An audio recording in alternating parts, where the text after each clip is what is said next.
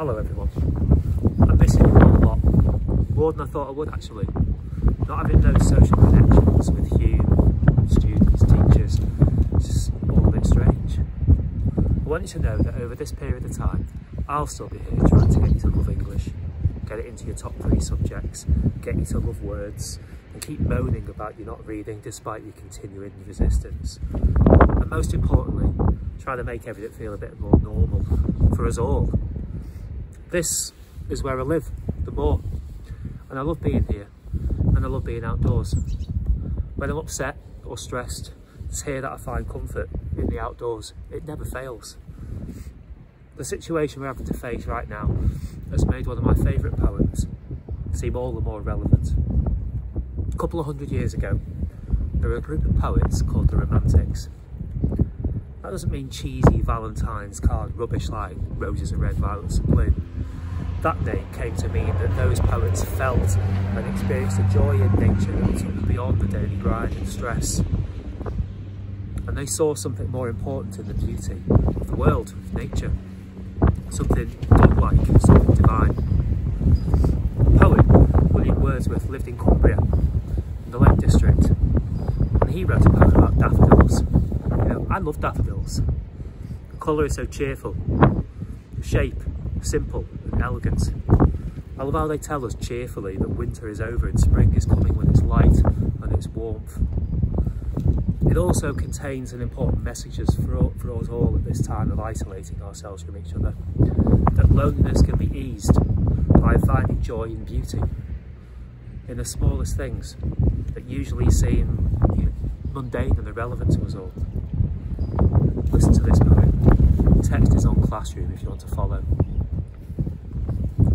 I wandered lonely as a cloud that floats high over vales and hills, when all at once I saw a crowd, a host of golden daffodils, beside the lake, beneath the trees, fluttering and dancing in the breeze. Continuous as the stars that shine and twinkle on the Milky Way, they stretched in never-ending line.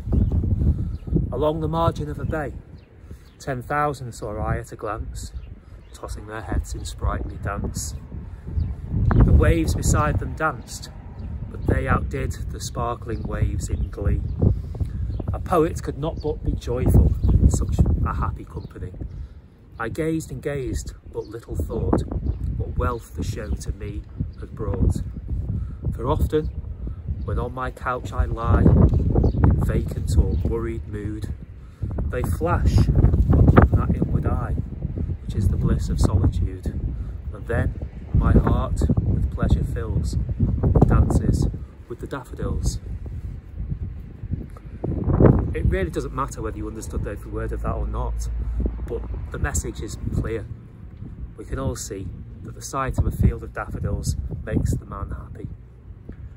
Wordsworth talks about loneliness in the first line. I wandered lonely as a cloud. I expect I and you may feel lonely as a cloud over the next few months. And that's why it's important for us all to focus on finding happiness in the small things.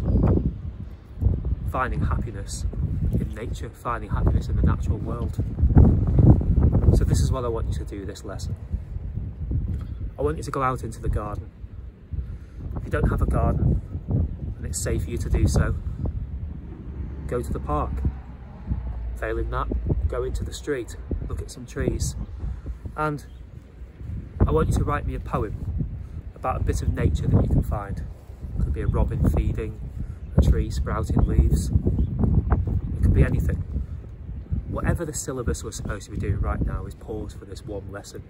Just find something beautiful in nature and write a poem about it for me.